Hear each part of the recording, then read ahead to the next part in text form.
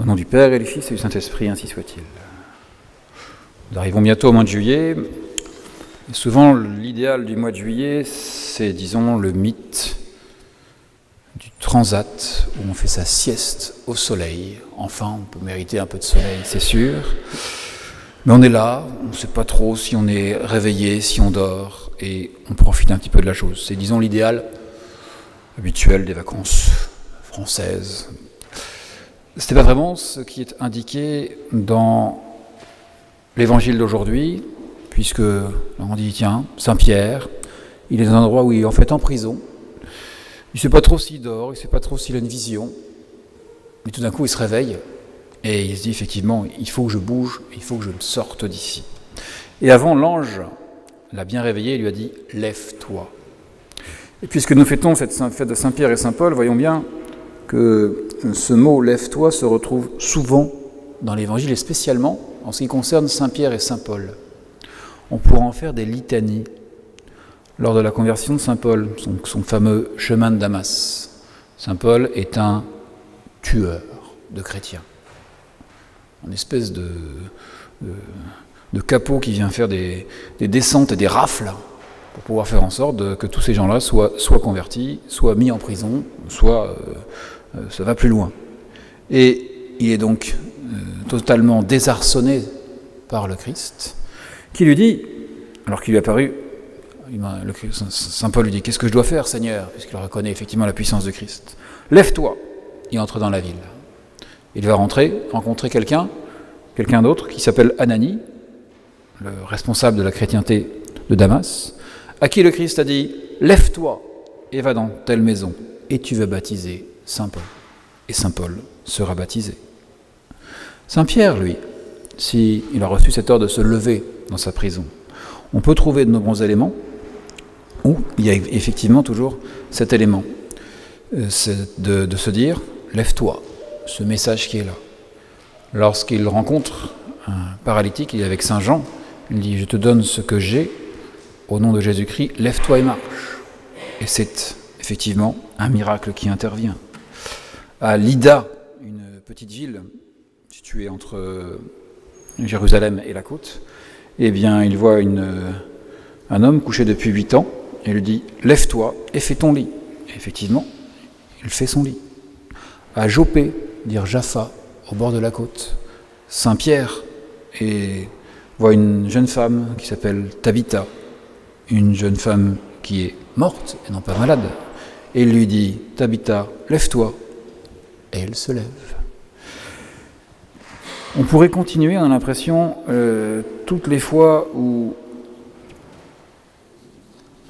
l'Esprit du Seigneur a suscité cet élément, nous dire, de savoir nous lever pour pouvoir avancer directement. Et souvent, ce sont des rencontres, puisque comme pour Saint Paul a rencontré Ananie, et chacun, on lui a dit « lève-toi », lorsque Jaffa,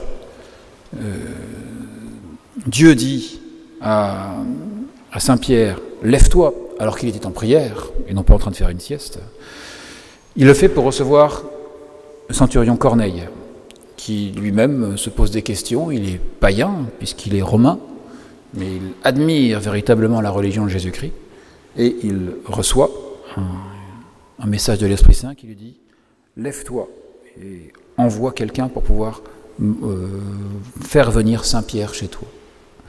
Il y a donc des appels qui viennent du ciel et qui, plutôt que l'idéal du transat, on a le droit de se reposer en vacances, rassurez-vous, et là pour nous dire qu'effectivement, le message du chrétien, c'est notamment de savoir se lever. Nous fêtons aujourd'hui donc cette solennité du 29 juin, solennité qui nous rappelle tout d'abord la puissance papale, donc d'une quelque sorte l'essence de la structure de l'Église catholique, avec toujours cette primauté du pape qui est bien révélée et martelée, et elle l'est toujours, et il faut le faire, malgré tous les errements que l'on peut voir dans les enseignements actuels. Nous voulons cette Église catholique et nous la défendons. Et il y a également toujours ces ordinations qui interviennent, ce sacre également. N'oublions pas que c'est le 30 juin 1988 qu'ont eu lieu les sacres par la fraternité Saint-Pédis, et qu'on verra plus tard ce qui va se passer, mais peut-être d'autres vont venir à un moment ou à un autre, assez rapidement ou pas, Dieu le sait lui-même, les autres ne le savent pas. Mais ceci est là pour nous dire qu'effectivement, avec des dates comme nous avons, il y a des piqûres qui viennent du ciel, qui permettent de ne pas nous endormir et de ne pas nous engourdir.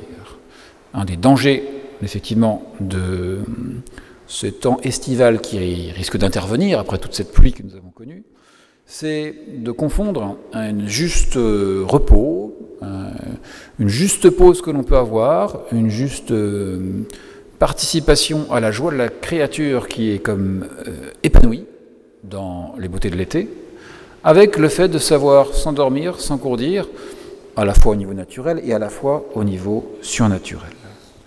Le fait de se lever, le fait d'être attiré, le fait de rechercher une dimension verticale, le fait de répondre à l'appel de Dieu, c'est véritablement cette vie du chrétien qui doit être présente.